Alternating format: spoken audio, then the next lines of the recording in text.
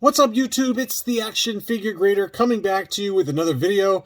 And there's an auction house that I haven't discussed yet that I wanted to kind of talk about. They've been around for a little bit, and I keep promising to take a closer look at LCG Auctions. I know one of the owners of LCG, and I just keep forgetting to kind of highlight their auctions. And they recently had an April auction of some really nice Star Wars items, as well as some other items that I wanted to kind of talk about. But just broadly speaking, LCG is based, I believe, out of Louisiana, and they had, a recent auction that included not only Star Wars items, but lots of really great Masters of the Universe, graded video games, G.I. Joes that are graded. You can see all the different items, Transformers, Teenage Mutant Ninja Turtles, just lots of really fantastic items that were available at auction. And you can see kind of the wide array of items that were sold. And this operates very similar to Hakes or Heritage or Golden Auctions, where you register to become a member. And I tried it out for the first time with their recent kind of auctions, and it was a very smooth process. It works a little differently than maybe some of the other auction houses. It's much more informal, where you got to kind of apply and reference your eBay handle if you have an eBay account, so they can check out your feedback in the past and make sure they're working with somebody or allowing someone to bid on something that will actually pay. And they do require a credit card to be on file. They charge kind of a test shot of $1. And, I went through that process. It was very seamless. It took maybe a half an hour to get finally confirmed with their auction house. And on the main page at the very top here, under auction, under this tab here, there's a section called terms. And if you go to here, here's the terms.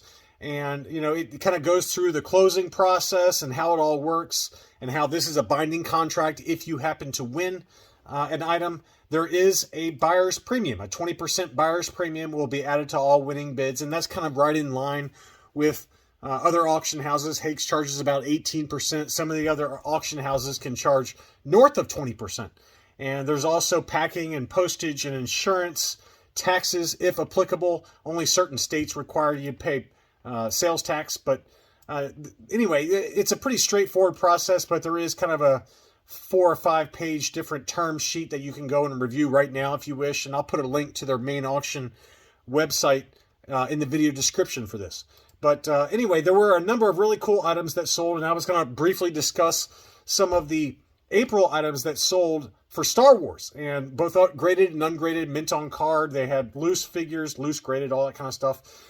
So here's the first one. This is a 12-back C AFA 85 R2D2. This was an unpunched example with the older style label. As you can see, there's just one single score instead of having sub-scores the way AFA does it now for the card, the blister, and the figure. So early on, AFA used to only assign one score, and to get an AFA 85 single score is very tough to do. Apparently, they used to grade much more harshly, where there was only a single score involved. So when you got an AFA 85 single score, it truly is an AFA 85 case fresh. And this one's a gorgeous example.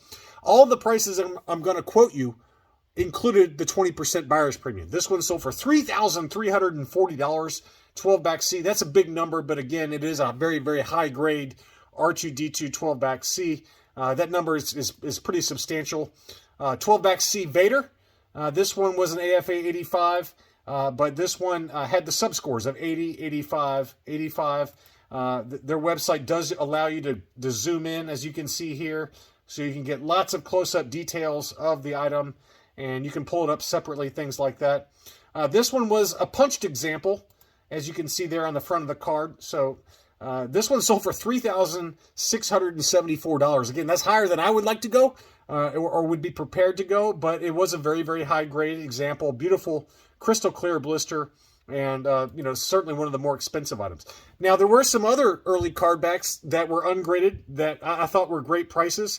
This one was a 21-back R5D4, and this was part of the April auction as well. It did have a crease in the upper left-hand corner, as you can see there. Pretty pronounced crease. I do like how this website kind of shows you very detailed zoom-in photos, so you can see all of the little defects. It looks like there was a sticker that was removed and then a new one was placed on top. you know, for probably a sale of some sort. That one sold for $445 and change after the buyer's premium. Again, that's before shipping and any kind of applicable taxes. You can check the terms to make sure that your state, where you reside, whether you have sales taxes or not. I do not for any items should I decide to bid in the future at LCG. But $445 is not a bad price at all for a 21 back R5D4, kind of in 75 grade condition. Similar story for this Luke X-Wing pilot on a 21 back. You know, it was not perfect by any means. It had some creases and things like that. But it was crystal clear blister, probably a 70, 75 grade. No bubble cracks, no bubble lift. Card is slightly bowed at vertical edges. That one sold for $651 and change after the buyer's premium. Likewise, here's a 21 back Death Star droid. That one sold for $716. Pretty great shape overall. It looks like it had some sticker residue in the upper left-hand corner, along with a crease that goes from the top of the card all the way through the punch. It was a punched example, but pretty nice looking example overall, with a nice crystal clear blister that is in really great shape. But anyway, just another kind of auction house that I wanted to highlight so you can kind of take a look at some of the different prices. No bubble lift, no bubble cracks, no denting on the bubble.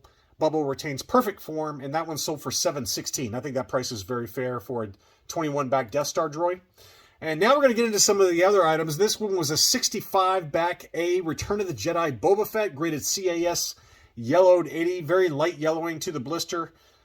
Pretty beautiful example overall. Here's a close-up of it. It was a punched example, but just very light to moderate yellowing to the blister. You can see the waffle pattern around that 65 back.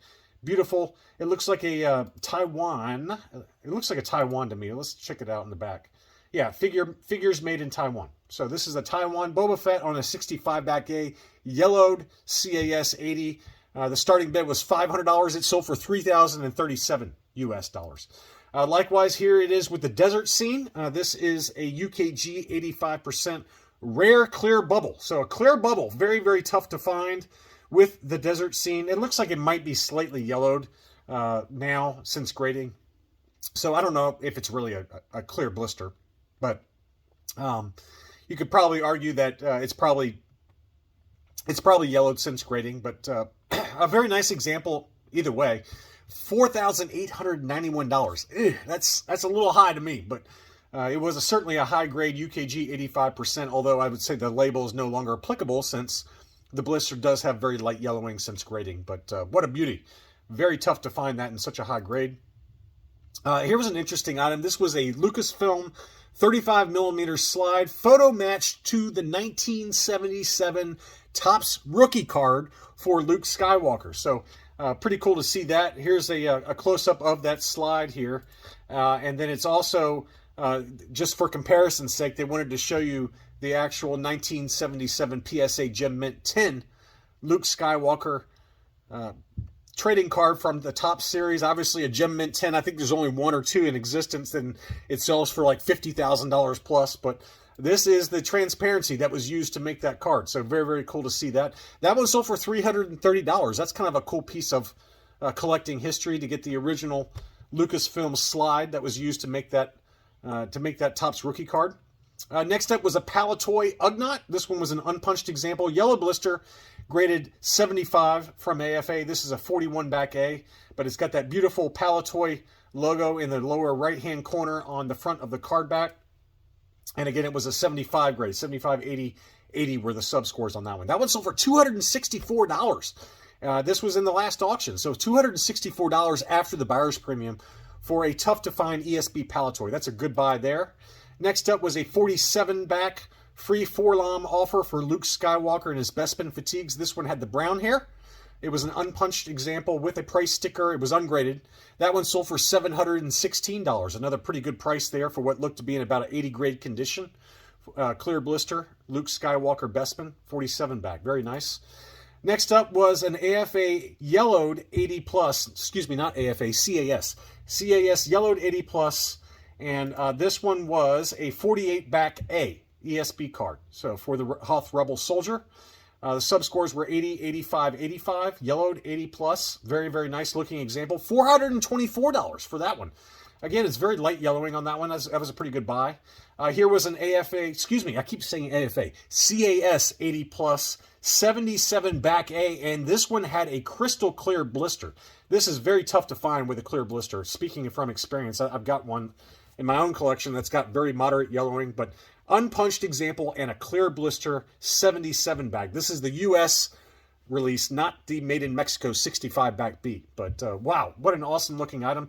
$700 for that one. I think that's right in line. I would argue that it would sell for that price or more if this had been at Hakes, but CAS 80 plus. Very, very nice example there. This is one I was watching. I didn't really have the money that I wanted to spend, but it was just so tempting. This is the Survival Kit 41 back A Sand People. It was a punched example graded CAS 80. And, you know, the blister was in crystal clear condition and just seemed to be in really great shape overall. And the subscores were 80, 80, 85 for an overall 80 with CAS. That one sold for $530. I think my top line was about $450. So it went a little bit more than I was willing to spend after accounting for the buyer's premium. But $530 is probably right in line with market. I was being a little bit cheap. But for a clear blister, Sand People, 41 back A, I've got a pretty good Survival Kit 41 back A ESB run going. So that's why that one was tempting to me, especially with that beautiful crystal clear blister. But just went a little bit higher than I wanted to go. Here was a 32 back A clear blister CAS 80 Bespin Security Guard. It was unpunched with a JCPenney price sticker. That one sold for $290 and change. Again, I think that is a fantastic price and worth every penny. Next up was an ungraded mint and sealed box die-cast Millennium Falcon. That one sold for $333. So again, there were some really good deals to be had in this auction.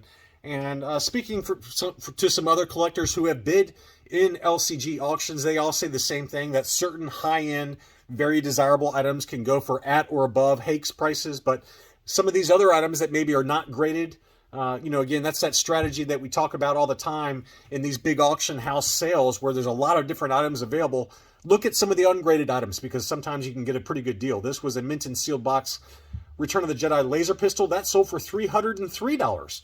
Again, you don't know what the grade's going to be, but that seemed like a great price for a really tough to find Return of the Jedi box laser pistol DL44 blaster. $303 on that one. I thought that was a great price as well. Next up was a gorgeous tri-logo Vader graded AFA 80. It was punched and it did have the famous KB Toys overstock price sticker of 79 cents. AFA 80. What a stunner. I just got this one back from CAS in my collection, but this was a beautiful archival label from AFA and the 70 back. And this one had the Parker blister or Parker card back. That one sold for $642. To me, that is a bargain of a price. That's about what I paid for mine ungraded. So I think that was a really, really good buy there for that Darth Vader tri-logo.